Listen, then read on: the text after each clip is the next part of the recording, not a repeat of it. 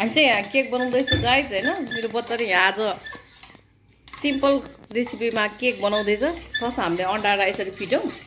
अनि यहाँनिर सुजी र चिनी राखेर पनि ग्राइन्ड गरिसक्यो बाबुको चाहिँ यहाँनिर घोली स्टाइल हेर्नुस् मेरो बच्चा सेपै बन्छ जस्तो लाग्छ अनुहार हेर्दाखेरि कोही अन्डा पिटेको देख्दा चाहिँ सेपै बन्छ जस्तो लागेन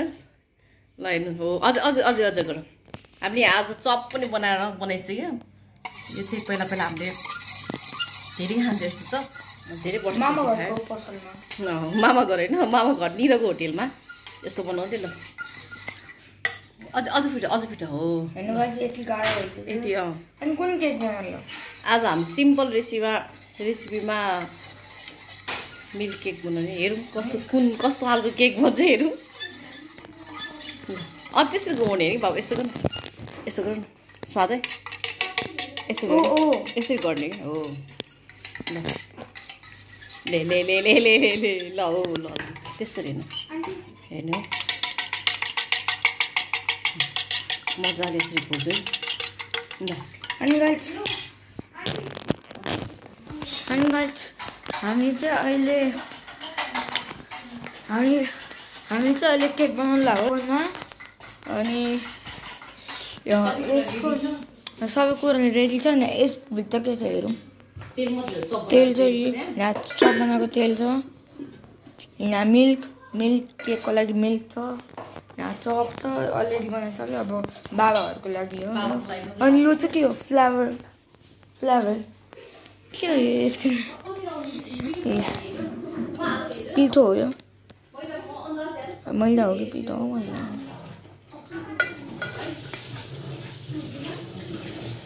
यो चाहिँ आलु छ यो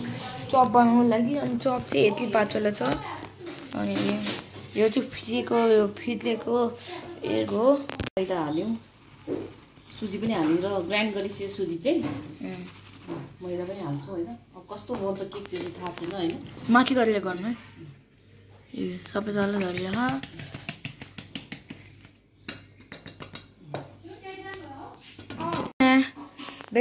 बेकिङ पाउडर दही पनि हाल्नु लाउनु भएको तर दही चाहिँ कहाँ दही उता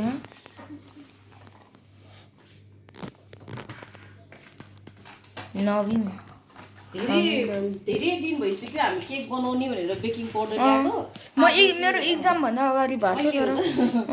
सायद चाहिँ आज जोडिएछ केक बनाउने सायद 12 गते भन्दा अगाडि भन्नु याद भएको थियो अनि आज चाहिँ बनाउने भनेर यो सबै सामान चाहिँ ल्याइसकेको थियो यो बेकिङ पाउडर हाल्यौँ होइन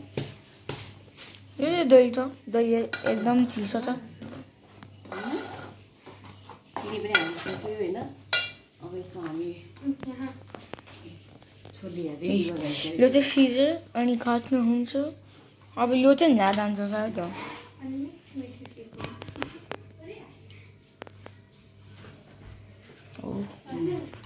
दही खतरा यो सायद मिक्स हाल्ने हो अझै पिठो हाल्दिउँ होइन फर्स्ट टाइम बनाउँदैछु दही केक कस्तो हुन्छ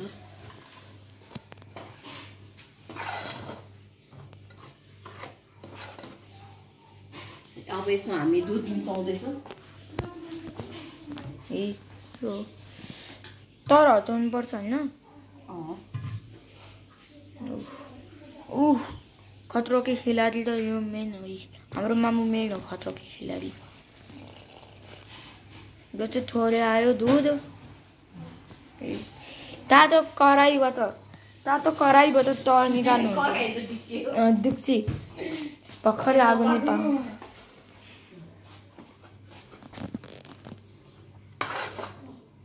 यसमा हामीले अब फिट्दैछौँ होइन खोल्दैछौँ अब हामी यसमा बेकिङ पाउडर पनि हाल्यौँ अब हामीले हाल्ने भनेको स्मेल आइला दहीको मात्रै अब हामी कलर इसेन्स हाल्छौँ अब कलर आइला कलर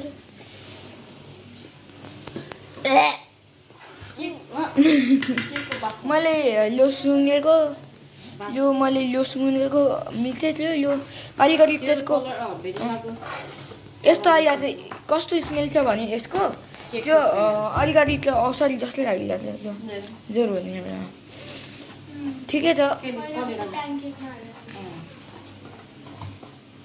यो चाहिँ कलर हो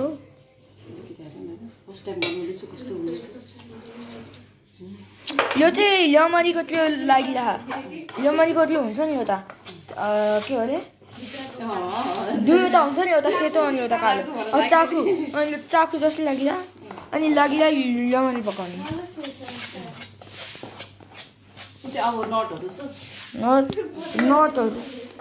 नटहरू अब मिक्स गर्ने पालो हो नुन होइन मतलब त्यो के हाले त्यो मात्रै हाल्नु नहाल्दा अरू त भन्छ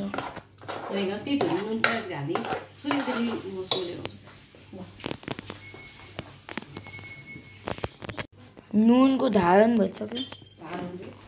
नुन आइसक्यो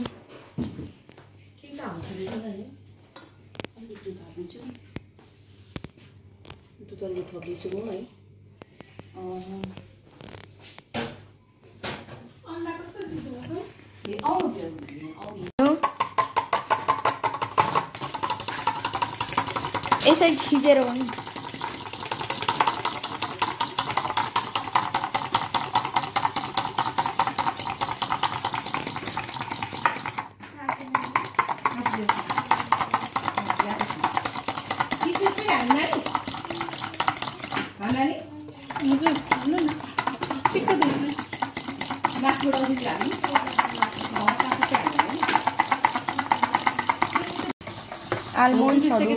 आल्मोन्ड्सहरू निकाल्दै हुनुहुन्छ चिनी पनि हालिदिनु न हालिसके चिनी त्यसमा चिनी घोलिसक्यो ग्राइन्ड गरिसक्यो त्यसमा भेनिला त चिनी सबै हालिसक्यो भेनिला पनि हाल्छु हालिसक्यो सबै बेकिङ पाउडर पनि राखिसक्यो फेरि चाहिँदैन ल्याउ हेर्नु गाइस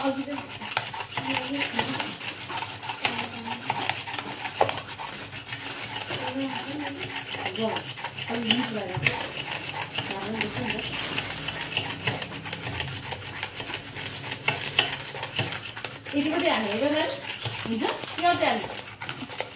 हाल्ने अझै हाल्ने त्यो काट्नु जाने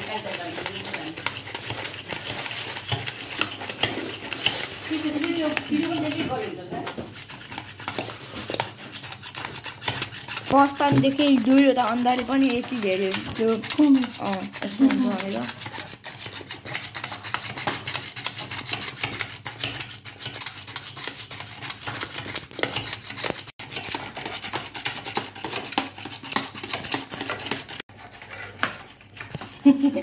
सबैजनाको काम छ मेरो पनि छ भ्लग बनाउने काम छ त्यसै बनाउँछ भने त कहाँ रजिलो छ यो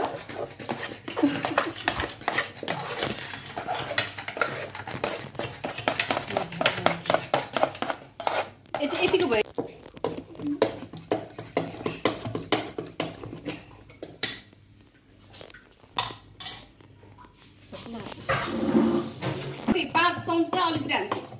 सो गाइस त्यो अन्डा अनि त्यो अझै केही पो थियो नि त्यो अन्डा फिटेको अनि अन्डा पिठो अनि अन्डा फिटेको अन्डा अनि त्यो पिठो चाहिँ हालिसक्यो अनि यो पनि यता आउँछ 2 कप सुगर हाल्नुभयो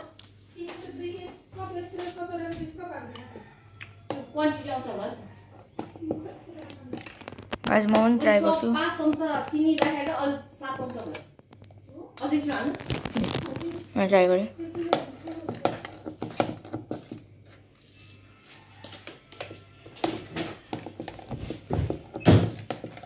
यो हाल्नु अलिकति तेल हाल्छ है नानी तेल पनि हालिसक्यो अब घिउ हाल्ने हो घिउ नराख्ने कोदोको मिठो हुन्छ केक मिठो हुन्छ राजा कोदोको मिठो हुन्छ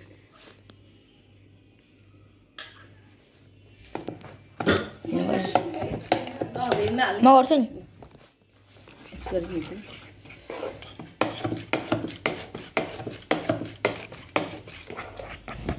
अब बिस्तारी यो अन्डा होइन नि त। अनि यो चाहिँ हो त खाल्दै हेरेँ।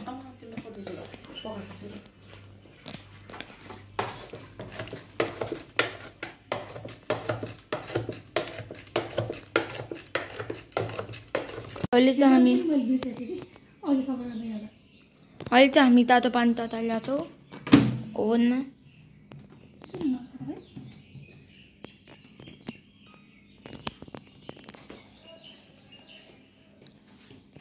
किन नसोक है हुन्थ्यो नि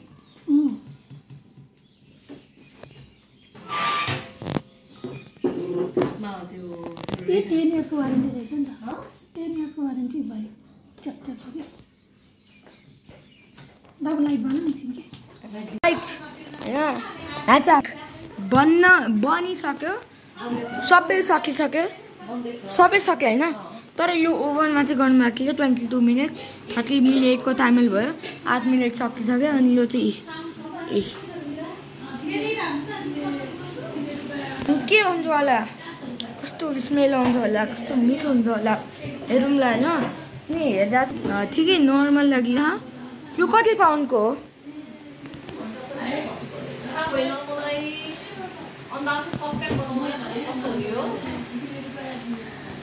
सो गाइस 1-2 पाउन्ड हुन्छ होला। अनि के हुन्छ गाइस हामी तपाईँलाई बताउँला। सो एकछिन कुकिङ होला। यो केक चाहिँ मैले खान्छु अब थोरै।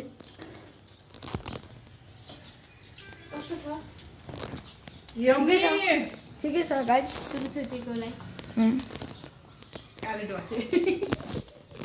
ठिकै छ गाइस। म अब तपाईँले नयाँ भ्लगमा भेट्छु। अब मेरो भ्लगमा नयाँ हुनुहुन्छ भने सब्सक्राइब गरिदिनु।